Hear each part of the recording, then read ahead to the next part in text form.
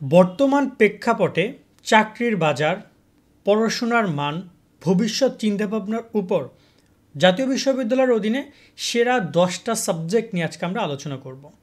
জাতীয় বিশ্ববিদ্যালয়ের অধীনে অনেক সাবজেক্টে বিজ্ঞান, মানবিক, ব্যবসা শাখা থেকে এইচএসসি সম্পন্ন করে তোমরা ভর্তি হওয়ার জন্য আবেদন করতে পারছো। তোমাদেরকে মাথায় রাখতে হবে, ভর্তি হওয়ার সুযোগ সব জায়গায় পেলেও সব জায়গায় ভর্তি হওয়া যাবে না। কারণ এই ভিডিওটা যদি গত 5 বছর আগে আমি করে থাকি, সেই 5 বছর এবং এই 5 বছরের মধ্যে অনেক তফাৎ হয়েছে। বর্তমানে টেকনোলজি, বর্তমানে চাকরির বাজার অনেক ক্ষুদ্র হয়ে গেছে। সেই জায়গায় তুমি কোন কোন সেক্টরে কোন কোন সাবজেক্ট তোমাকে এগিয়ে রাখবে সেটা অনেক ইম্পর্টেন্ট বিষয়। সো তোমরা অবশ্যই ভর্তি হওয়ার আগে বা সাবজেক্ট সিলেকশনের আগে এই বিষয়গুলো অবশ্যই মাথায় রাখবা। আজকে আমরা টপ 10 সাবজেক্ট নিয়ে কথা বলবো বর্তমান প্রেক্ষাপট অনুযায়ী। এখানে বিজ্ঞান বিভাগের বেশ কিছু সাবজেক্ট আছে, মানবিকের বেশ কিছু সাবজেক্ট আছে এবং ব্যবসার বেশ কিছু সাবজেক্ট আছে। তো প্রথমত আমরা যে সাবজেক্ট নিয়ে আলোচনা করব সেটা হচ্ছে বাংলা।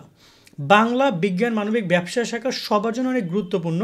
তবে বাংলা সবচেয়ে বেশি স্টুডেন্ট ভর্তি করানো হয় মানবিক থেকে, তবে বিজ্ঞান এবং ব্যবসারও কম না। তো এই জায়গায় বাংলা বর্তমান সমাজে বলা যায় যে একটা বেশ ভালো একটা সাবজেক্ট।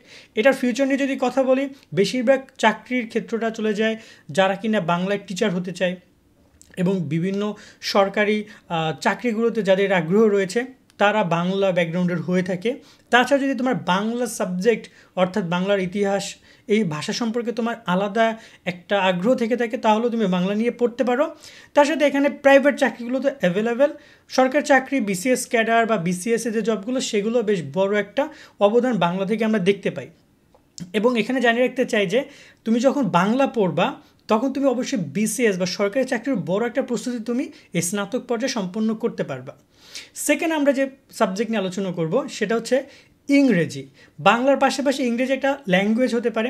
যাদের ইংরেজি ল্যাঙ্গুয়েজ সম্পর্কে আগ্রহ তারা ইংরেজি নিতে পারো। ইন ফিউচারে বিভিন্ন সেই প্রাথমিক, মাধ্যমিক, উচ্চ মাধ্যমিক, কলেজ, বিশ্ববিদ্যালয় পর্যায়ে শিক্ষকতার দিক থেকে ইংরেজি সাবজেক্ট অনেক অনেক বলা যায় যে প্রায়োরিটির তালিকায় থাকে শিক্ষার্থীদের, এবং এখানে চাকরির সুযোগ শিক্ষকতার পেশা অনেক বড়। এবং তার সাথে বাংলার যেমন আমরা চাকরির সেক্টরগুলো বললাম সেটা ইংরেজির জন্য প্রযোজ্য। যেমন তোমার সরকারি চাকরিগুলো, বিসিএসের চাকরিগুলো রয়েছে, বিসিএস ক্যাডার, নন ক্যাডার, শিক্ষা ক্যাডার, সব জায়গায় তোমাদের ইংরেজির একটা সুযোগ থাকবে। এবং তার সাথে মাল্টিন্যাশনাল কোম্পানি, বিদেশে স্কলারশিপও ইংরেজি সাবজেক্টটা অনেক বেশি ভ্যালু অ্যাড করে থাকে। এছাড়া আরও অন্যান্য যত চাকরি সব জায়গাতে অ্যাভেলেবেল একটা অ্যাক্সেস পেয়ে যাচ্ছ।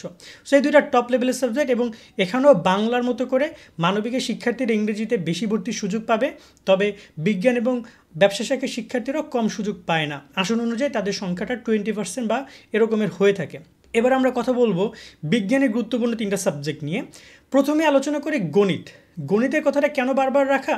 কারণ সেই প্রথম থেকে শিক্ষকতার পেশাটা গণিত এমনভাবে আঁকড়ে ধরে আছে, একটা চাহিদা ওইখান থেকে ক্রিয়েট হয়ে যায়। এটা মানে আবশ্যিক সাবজেক্টের মতো করে বাংলা, ইংরেজি, গণিত এমন।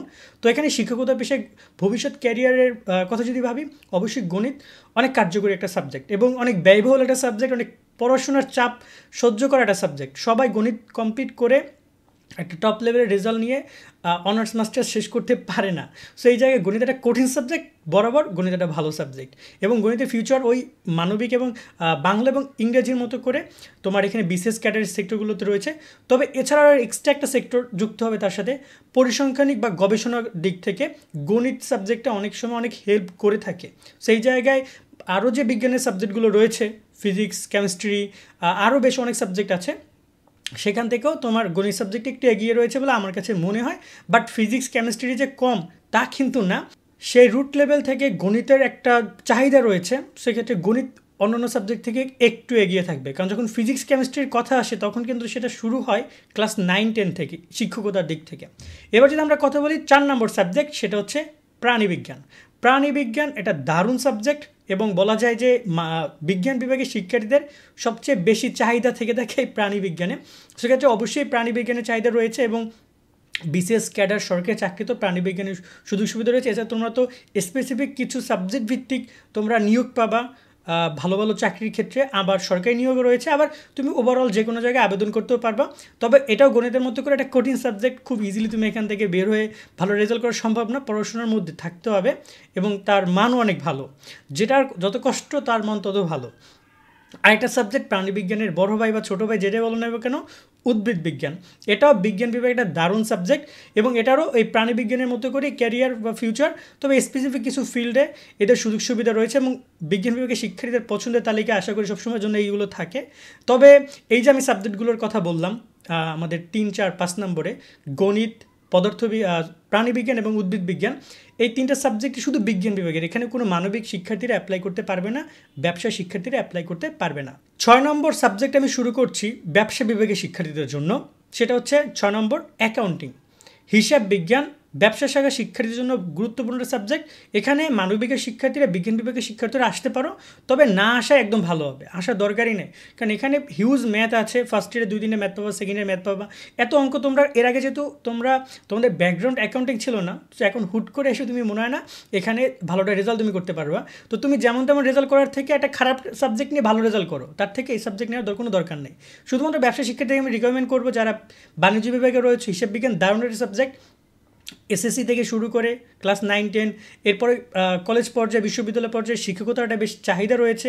দ্বিতীয়ত তুমি সরকারি চাকরি, পরিসংখ্যানিক দিকগুলো, সিএ করতে পারছো। সিএ চার্টার্ড অ্যাকাউন্টিং কিন্তু বিশাল একটা হিউজ কোর্স, তার সাথে বাইন হাউস, অভাব নাই প্রাইভেট সেক্টরগুলোতে অ্যাকাউন্টেন্স নিয়ে থাকে। ব্যাঙ্ক জবের ক্ষেত্রেও তোমরা অনেক বেশি অ্যাডভান্টেজ পাবা। সেক্ষেত্রে বলবো যে এটা একটা দারুণ এবং এর ভবিষ্যৎ বিসিএস চাকরি বা সরকারি চাকরির দিক থেকেও কোনোভাবে কমতি নেই, তোমরা সেভাবে আগাতে পারো। হিসাব বিজ্ঞান আমার মনে হয় যে বেস্ট একটা সাবজেক্ট কমার্সের। কমার্সের 4টা সাবজেক্ট আছে, তার মধ্যে অ্যাকাউন্টিং আমার কাছে বেস্ট মনে হয়। এরপর আমি 7 নম্বরের সাবজেক্ট কথা বলবো, সেটাও ব্যবসা বিভাগের, ম্যানেজমেন্ট, ব্যবস্থাপনা। আরও আছে মার্কেটিং, ফিনান্স, কিন্তু ম্যানেজমেন্ট আমার কাছে মনে হয়েছে যে, তো যারা কিনা একটু অঙ্ককে কম ভালোবাসতে চাও, অঙ্ক করতে চাও না, তারা আবার ম্যানেজমেন্ট নিতে পারো। ম্যানেজমেন্টও দারুণ। সেক্ষেত্রে সরকারি চাকরিগুলোর কথা যদি বলি, ব্যাঙ্ক জবের কথা যদি বলি, এবং অন্যান্য যেমন ধরনের যে ম্যানেজমেন্টে আলাদা কোর্স আছে, আরও MBA এর কোর্স রয়েছে। তারপর তোমরা এখানে বাইন হাউস থেকে শুরু করে বিভিন্ন গার্মেন্টস ফ্যাক্টরিতে ম্যানেজমেন্টের সেক্টরই থাকে, ব্যবস্থাপনা সেক্টর। তো সেসব জায়গায় তোমরা সুযোগ সুবিধা স্পেসিফিকভাবে ম্যানেজমেন্ট পড়ে গেলে পাবা হিউম্যান ম্যানেজমেন্টের ক্ষেত্রে। এছাড়া আরও বিভিন্ন যত জায়গায় চাকরি সেটা তোমাদের জন্য অ্যাভেলেবেল থাকবে, কোম্পানি চাকরি, কর্পোরেট চাকরিগুলো, মাল্টিন্যাশনাল কোম্পানির চাকরিগুলো। 8 নম্বরে আমরা মানবিকে চলে আসি। মানবিকে কিন্তু প্রথমে আমরা বাংলা ইংরেজির কথা বলেছি, কিন্তু 8 নম্বরে আমরা ইতিহাস নিয়ে আলোচনা করতে চাই, যেটা হচ্ছে মানবিকের একটা গুরুত্বপূর্ণ সাবজেক্ট। ইতিহাসে অবশ্যই ইতিহাস নিয়েই পড়াবে, যাদের ইতিহাস পছন্দ তারাই নাও, কারণ ইতিহাস তোমাকে বোর করে দিতে পারে, যেহেতু এখানে সংখ্যাত্মিক বিষয়, পরিসংখ্যানিক তথ্যগুলো উপস্থাপন করা রয়েছে বিগত ইতিহাসের। তো তোমার কাছে ভালো লাগে তবেই তুমি নাও। তবে ইতিহাস দারুণ একটা সাবজেক্ট। এখানেও তোমার ওই সেই ক্লাস 9, 10 থেকে শিক্ষকতার পেশাটা সেই বিশ্ববিদ্যালয় পর্যন্ত চলমান থাকে। তো শিক্ষকতার পেশার দিক থেকে খুব বেশি যে চাহিদা তা না, কিন্তু কমও না আবার। এবার এছাড়া তোমার সরকারি চাকরির কথা যদি বলি, বিসিএস ক্যাডারের কথা যদি বলি, সেখানেও ইতিহাসের শিক্ষার্থীদের একটা কন্ট্রিবিউশন থাকে। সেক্ষেত্রে বলবো খুব খারাপ কিছু হবে না এবং বেশ দারুণ একটা সাবজেক্ট। তবে খুব বেশি কঠিন সাবজেক্ট না মানবিকের, বাংলা ইংরেজির তুলনায় কম সহজ বলা যেতে পারে। আমরা 9 নম্বরে কথা বলবো মানবিকের আরেকটা গুরুত্বপূর্ণ সাবজেক্ট, সেটা হচ্ছে রাষ্ট্রবিজ্ঞান, পলিটিক্যাল সায়েন্স। পলিটিক্যাল সায়েন্স নিয়ে যদি কথা বলতে চাই, দারুণ একটা সাবজেক্ট এবং বলা যায় মানবিকের সবচেয়ে বেশি শিক্ষার্থী এই পলিটিক্যাল সায়েন্সই প্রিপারেশন নিয়ে থাকে তাদের। সো আমি বলবো রাষ্ট্রবিজ্ঞান কোনোভাবেই খারাপ একটা সাবজেক্ট না। সো যদি পারো তোমরাই, যাদের পড়াশোনা দেখা যায় চাকরির পাশাপাশি পড়াশোনা করতে হচ্ছে, কিন্তু এটা ভালো রেজাল্টও করতে চাও একটা সহজ সাবজেক্টে, তাদের জন্য অফকোর্স রাষ্ট্রবিজ্ঞান অনেক কার্যকরী। এবং চাকরির কথা যদি বলি, বিসিএস, সরকারি চাকরি, সব জায়গাতেই রাষ্ট্রবিজ্ঞানের শিক্ষার্থীরা অ্যাভেলেবেল। রাষ্ট্রবিজ্ঞান নিয়ে একটা কথা অনেকেই বলে যে রাষ্ট্রবিজ্ঞানে বেকার অনেক বেশি, কারণ যে সাবজেক্টে অনেক ভর্তি হচ্ছে সেখানে সবাই দেখা যায় চাকরি করার উদ্দেশ্যে ভর্তি হয় না।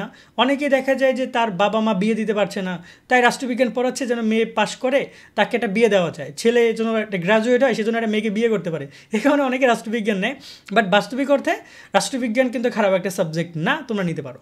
এবং সবার শেষে আমি 10 নম্বরে বলবো অর্থনীতিকে, ইকোনমিক্স, দারুণ একটা সাবজেক্ট, মানবিকের মধ্যে সবচেয়ে কঠিন সাবজেক্ট বলে আমি গণ্য করি এবং তোমরাও দেখতে পারো। এবং এটাও তোমার ব্যাঙ্ক জবের ক্ষেত্রে সুবিধা দিতে পারে, সরকারি চাকরির ক্ষেত্রে, বিসিএস ক্যাডারের ক্ষেত্রে সুবিধা দিতে পারে। এছাড়া আরও অর্থনীতির বিভিন্ন দিক রয়েছে, সেসব সেক্টরও আলাদা আলাদা যদি কোনো নিয়োগ বিজ্ঞপ্তি দেয় সেখানেও অর্থনীতি সাবজেক্ট রিকোয়ারমেন্ট থাকে।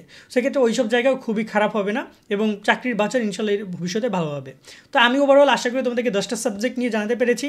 তোমার পছন্দের সাবজেক্ট কোনগুলো সেটা কমেন্টে জানিও। আজকের মতো আমরা ভিডিও এখানেই শেষ করছি। সকলে অনেক ভালো থাকবে। আল্লাহ হাফেজ।